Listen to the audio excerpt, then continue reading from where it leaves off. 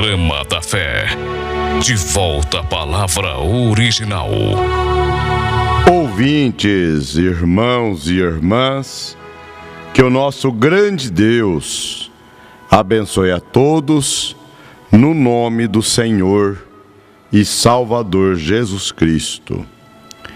No Santo Evangelho de 2 João, no capítulo 3, versículo 1 ao 5, ao 3, está escrito assim: E havia entre os fariseus um homem chamado Nicodemos, príncipe dos judeus, e este foi ter de noite com Jesus.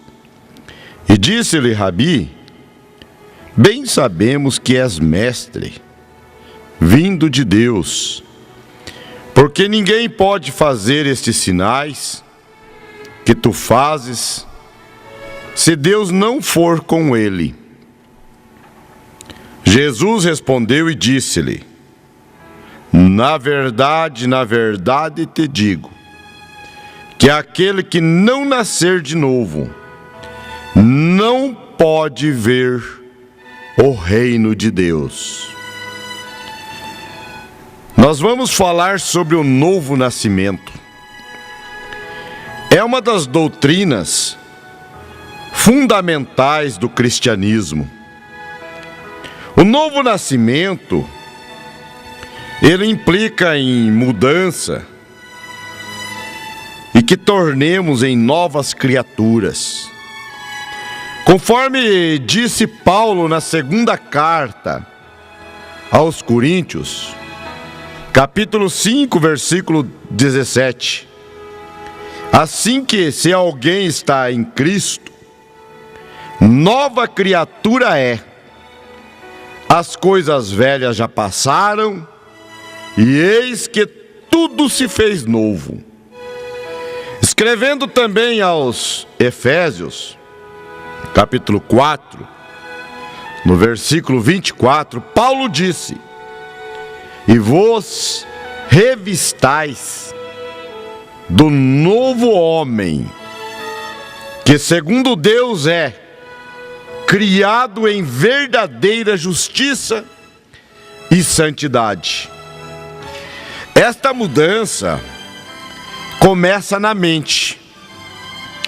Aos Romanos capítulo 12, versículo 2 diz: E não vos conformeis com este mundo, mas transformai-vos pela renovação do vosso entendimento, para que experimenteis qual seja a boa obra. A nossa mente tem que mudar. E para haver uma mudança em nossa vida, não apenas na área material, não apenas no sentido espiritual, mas em todas as áreas, na área conjugal, na área sentimental, na área financeira, na saúde. Enquanto você viver com esta mente vitimosa, enquanto você viver cheio de ressentimento, todo dolorido, você não progredirá. A tua mente tem que mudar. Vamos ao caso de Nicodemos. Nicodemos não era uma pessoa qualquer. Ele era membro do Sinédrio. O Sinédrio era a Suprema Corte de Israel. Era o Tribunal Federal. O Sinédrio era composto por 72 homens, que eram considerados príncipes de Israel. Eles eram doutores da lei. Vale ressaltar que para ser considerado mestre ou doutor da lei, aquele homem precisava ter o domínio de todas todo o código da lei mosaica, que era composto por 613 mandamentos.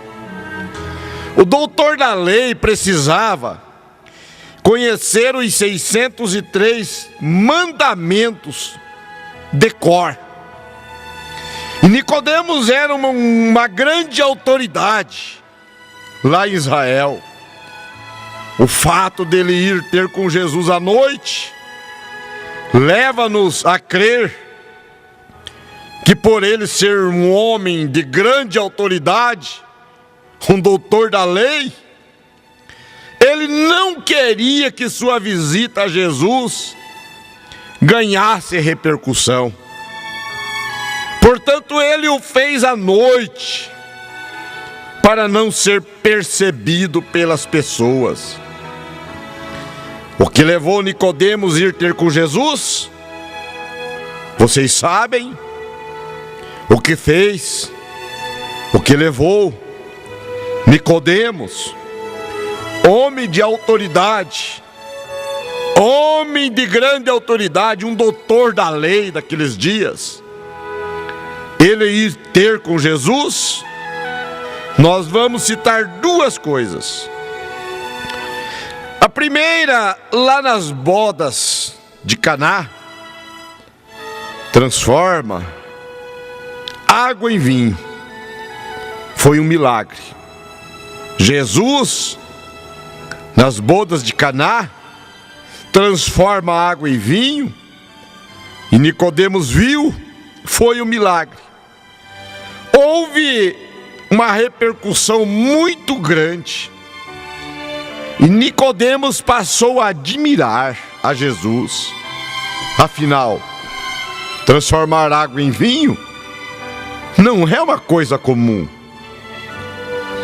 A segunda coisa foi a edificação do templo.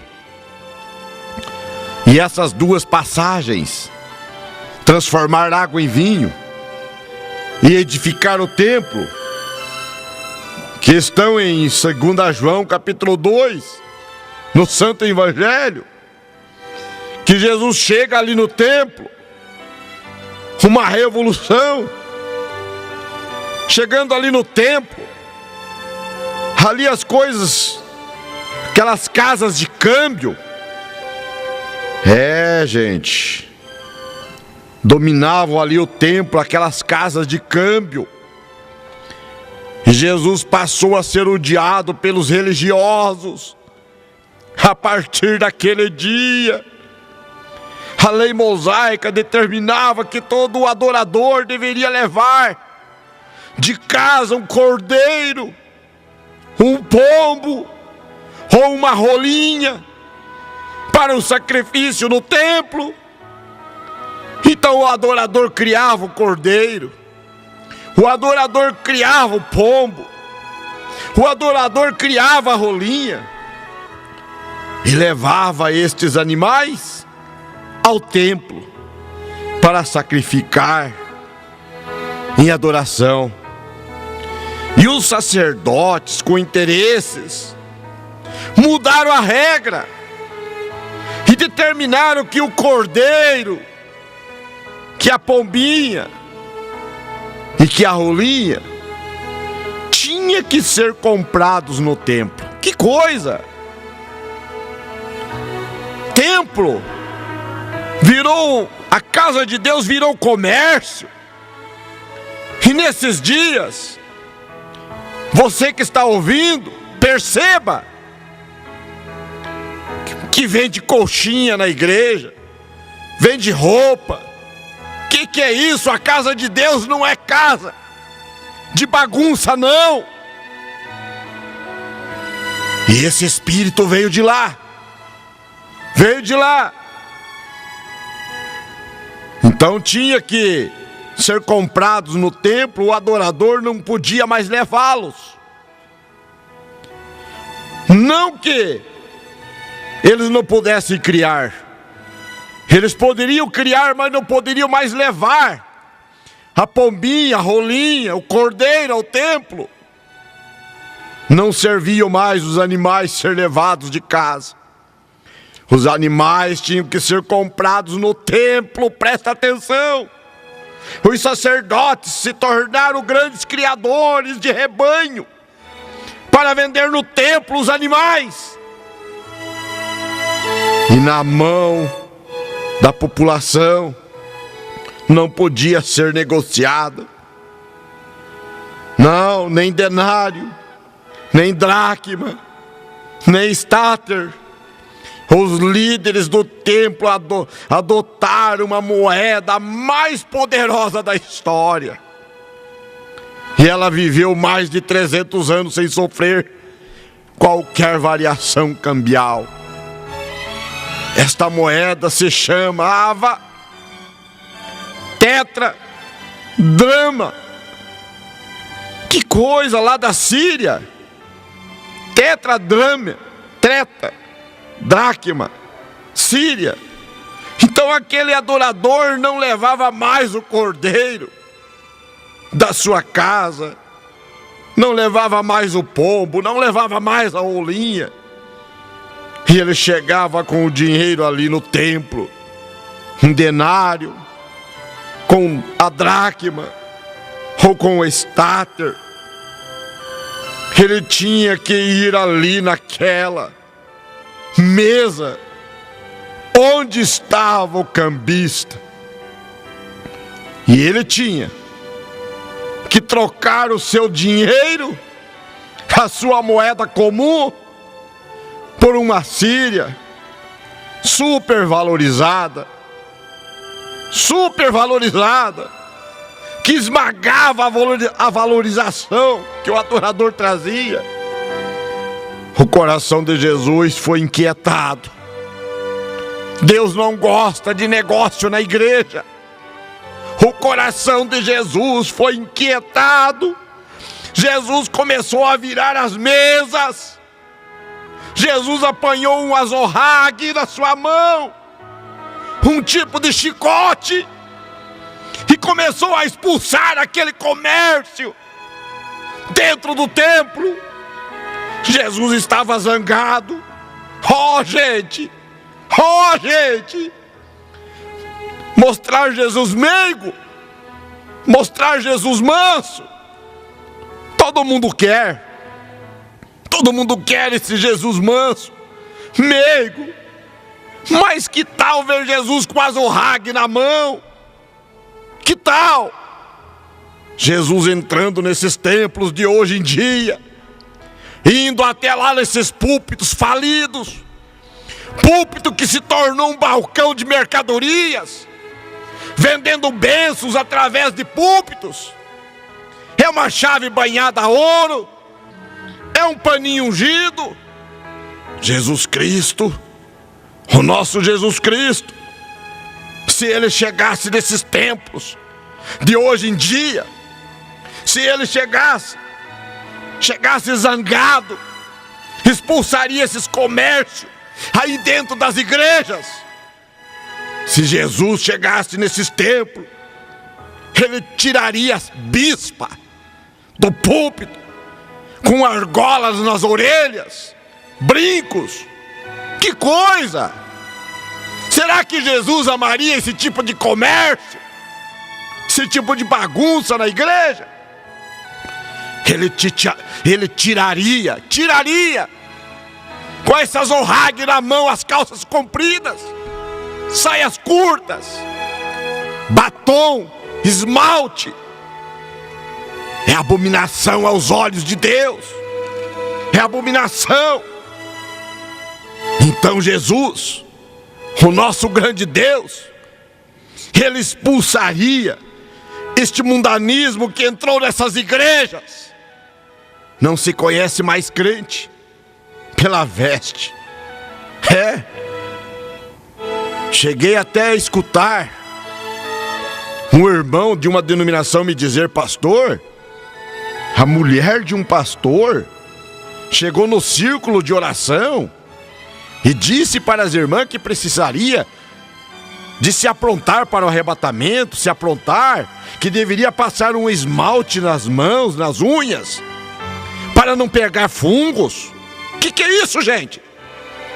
Isso aí É palavra do diabo, é Satanás que está falando essas palavras. Jesus, o nosso Deus, expulsaria esse mundanismo que entrou nessas igrejas. Não se conhece mais os crentes pelas vestimentas. Mas eu te digo aqui agora, ainda tem uma igreja de Deus, ainda tem uma igreja palavra, a igreja verdadeira, uma igreja apostólica, não é romana não, é apostólica verdadeira, é dos apóstolos que batizaram em nome de Jesus Cristo, uma igreja cheia do Espírito Santo, uma igreja que vai subir no grande arrebatamento. Que Deus te abençoe, que Deus continue te abençoando, em um nome santo de Jesus Cristo, amém, amém. Ouvintes, nesta unção maravilhosa, vamos para a parte do hino Somente Crer. Você que crê na sua cura e na sua libertação, levante suas mãos crendo após o hino.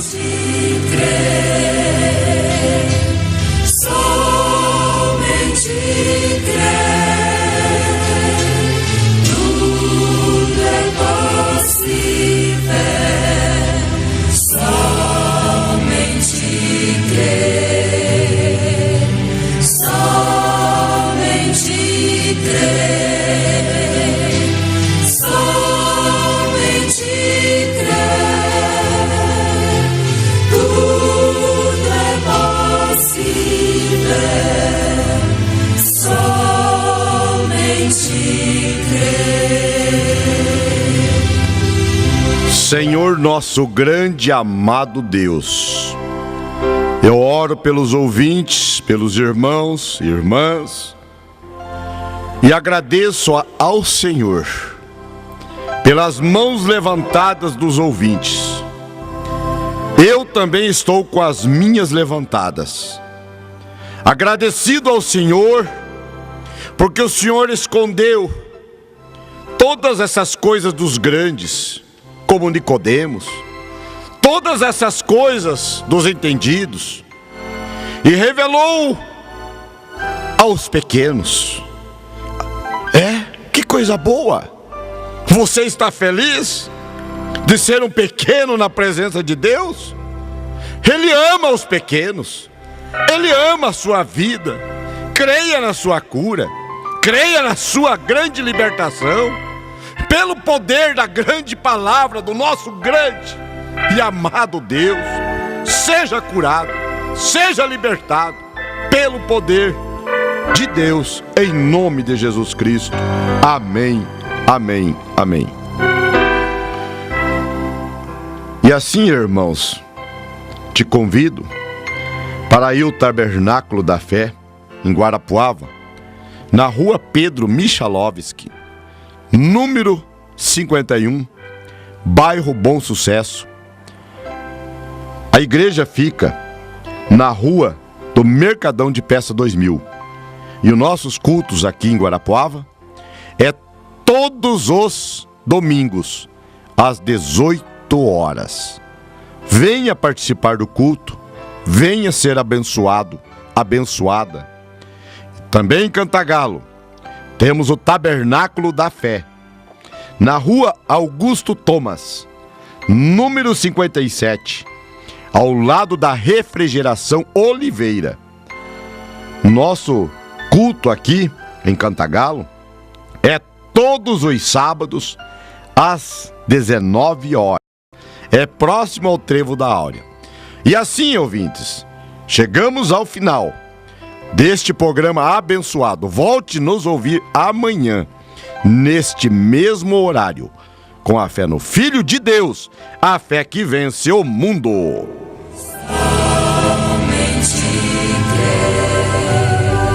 Você acabou de ouvir o programa da fé. De volta à palavra original.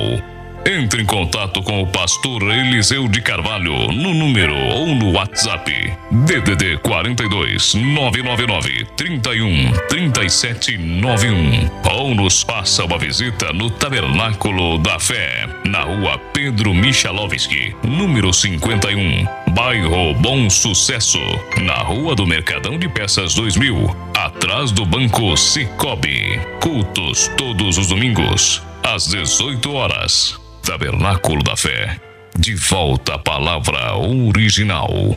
Volte a nos ouvir amanhã, neste mesmo horário, com a fé no Filho de Deus, a fé que vence o mundo. Somente crer.